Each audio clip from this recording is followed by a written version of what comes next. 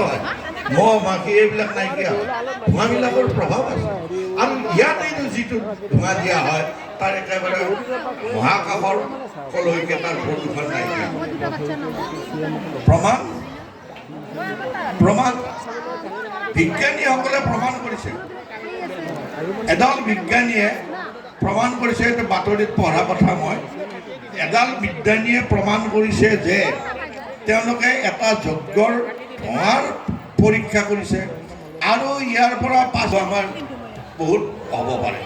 আমাৰ ৰুদ্ৰযজ্ঞ হ'ব পাৰে দেৱী যজ্ঞ হ'ব পাৰে মানে সকলো প্ৰধান দেৱতাৰ নামত যজ্ঞ আছে আমাৰ সনাতন ধৰ্মৰ পাঁচটা পন্থা আছে আমি কিছুমানে নাজানি এইবিলাকক ধৰ্ম বুলিও কওঁ ধৰ্ম নহয় পন্থা পন্থাবিলাক লগ লাগিহে ধৰ্মটো মূল কি পন্থা মানে গাণপত্য সৌৰ বৈষ্ণৱ শৈৱ আৰু শাক্ত এই পাঁচটা পন্থা